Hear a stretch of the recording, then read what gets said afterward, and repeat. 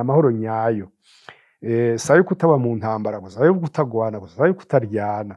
Hariho ayandi mahoro umuntu akenera, nayo kuronka ibimutunga, ibimufasha kuba tuvuge umuntu nyawe, navyo ugasanga ari ibintu vyinshi.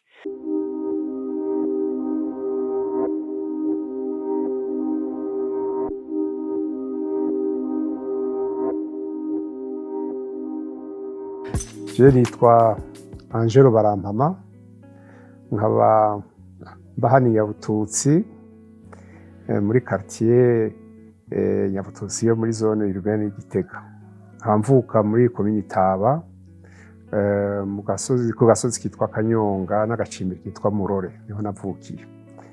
Hanyuma nkaba ikindi gice rimwe ndi mu Busuwisi, aho nize nakoze imyaka itari mike.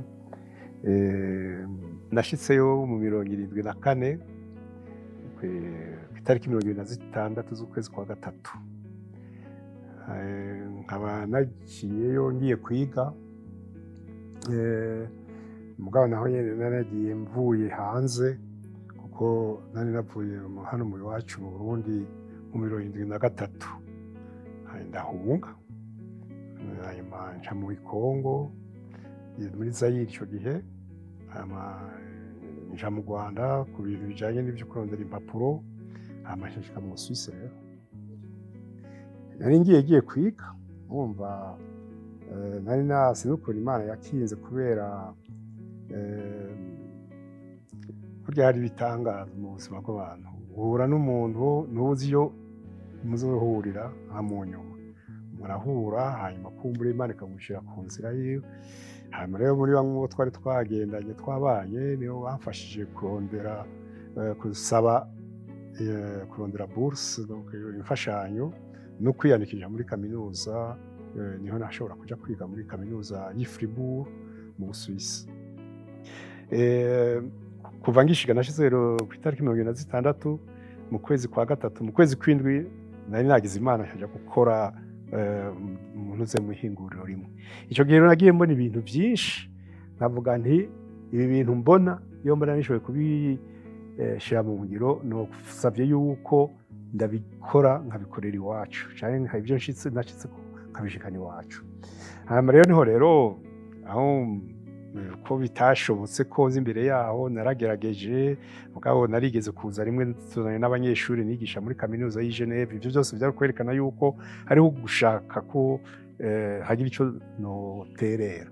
Nibwo rero navuga nti imyaka mvise mu 2013 nari nshikanye kuja muri retraite, mu bita gupasura, mu byita mu Kirundi tubyita gupasura. Urumva rero ico gihe navuze nti nimbandanya ngakora ko nashobora gukora ivyo nshoboye vyinshi, mugabo kumbure nzogeraho ntacyo noba gishobora guterera iwacu. Nibwo rero ngira Imana, uwo twari kumwe nawe, uwo tubana, yari afise nawe umugambi wo kuzana ivyo yari yavumbuye, cyane cyane bijanye no kutsimbataza amahoro mu mitima y'abantu, byo bita cercle de paix. Usanga duhurije muri iyo ntumbero yuko duteranije ivyo vyinaniza amahoro n'ivyo je nize mu iterambere n'ivyo navumbuye muri iyo myumbati, yuko vyogira ico bifashije mu gihugu. Wa wundi ati inda woyibwira uwayirayeko. Nta n'umwe ataragira ingorane, mugabo iyo umuntu agize ingorane ataronse abandi kumbura bamushigikira canke bamufasha, biramugora kuzivamo. Twebwe rero Imana twagize, yaba jewe yaba mugenzi wanje, nuko ingorane twari twabayemwo, twagize abantu badufata mu mugongo, bakadushigikira, bakadufasha gukiranuka. Haba tuvuge mu bo twagendanye mu buryo bwinshi, haba nko muri ico yavumbuye vy'inaniza amahoro. Izo naniza amahoro amaze kuzivumbura, niho yavuga ati ngiye kubikora, abanza kubikora mu Busuwisi. Hama amaze akanya rero niho yavuga ati reka ndabe ko bitofata iwacu.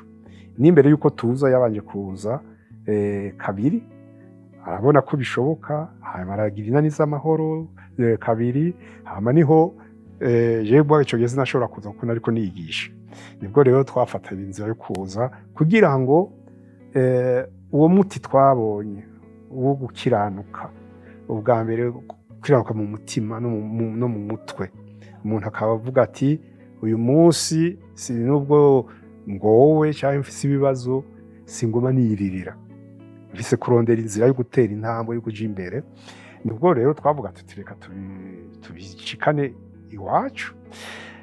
Mugabo rero tukavuga tuti guhindura ingendo canke guhindura umutima w'umuntu ntibikwiye, hariho ibindi bikenerwa, ibyo twita amahoro, la paix, mu kinofino twita amahoro, paix positif, mu kirundi novuga nti amahoro nyayo.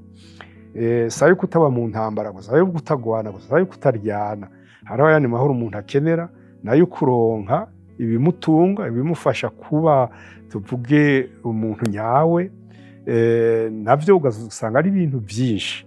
Niho rero duca tuja muri ivyo bintu by'iterambere, kugira ngo uwo muntu twakiranuye, umuntu yakiranutse mu mutwe, mu mutima no mu mutwe, agakira, agashobora kuronka n'ibimufasha kubaho no kutunga biwe, nkuko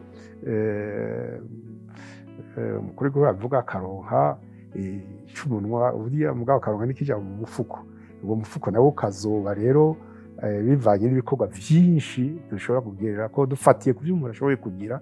Dufate nk'akarorero igiterwa c'umwumbati, kuko nagikoreyeko, ndabizi, ndabona ibintu byinshi bishoboka umuntu ashobora kuba yokora muri iki gihugu kandi bigafasha igihugu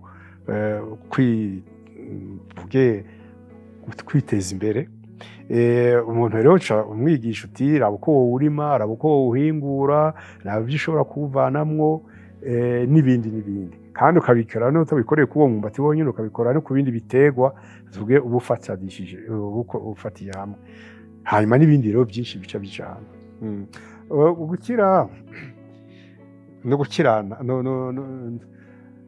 hariho ico twita mvura nkuvure. Iyo mbwa cyaje mu nyuma, kuko mbere twagiriye inani z'amahoro. Urunani rw'amahoro umuntu arugize, ni ukuvuga ko ntawuza kwigisha uwundi, twese umwe wese abanza kwiga, hanyuma mugabo akikiranura, mugabo igihe ariko arikiranura n'abandi baba bariko barikiranura, ni ukuvuga n'inzira dukorera tugirira hamwe. Ugasanga rero muri urwo runani rw'amahoro uravye nko kumva umuntu ivyo yaciyemo, akabona yuko atazimanganye, ubundi akavyumva, yamara kuvyumva akabona yuko kumbure nawe nubwo yaba afise ingorane ashobora kuzirengera, agashobora kuba uwundi muntu. Ivyo birafasha rwose. Hanyuma mugabo tugenda dusabikanya ibi na biriya, ugasanga rero mu ndwi tumara turi mu runani rw'amahoro, ugasanga birafashije abandi kwikiza no kwikiranura. Bibaza ko ibibazo byinshi dufise, hari ibibazo byinshi bifatiye ku bworo, kwiterambere. Ubwo bworo nabwo bukaba buri ubwoko bwinshi. Hari abaje ngaha mu runani rw'amahoro ngaha batubwiye bati dufise ubworo bw'ubwoko nka butatu. Hari tuvuge ubworo bw'umutima, hakaba ubworo bwo mu mutwe, hakaba n'ubworo bwo ku mupfuko. Iyo turiko tuvuga ubworo rero kenshi na kenshi twumva ubworo bwo ku mupfuko, mugabo kenshi na kenshi ahanini ahakuru ubworo dufise ni ubworo bwo ku mutima, kutibaza, kutiyumvira abandi, kutiyumvira abo turi kumwe, kandi tuvuge mu bituranga mu Burundi kuva na kera na rindi, aricyo kintu caza imbere. Hama n'ubwo bworo bwo mu mutwe nabwo nyene na rero buragoye, kuko ubworo tuvuge ubwenge si ukumenya ubwonko bw'ibitabo gusa, hariho ubundi bwenge dukenera kumenya bwo kubana n'abandi, bwo kumvana n'abandi, kumvikana n'abandi, kandi tukamenya yuko tutabanye nk'uko bakera bari barabivuze. Nico gituma tuvuga tuti umuntu n'uwundi, nta muntu yigenga, nta muntu yibana.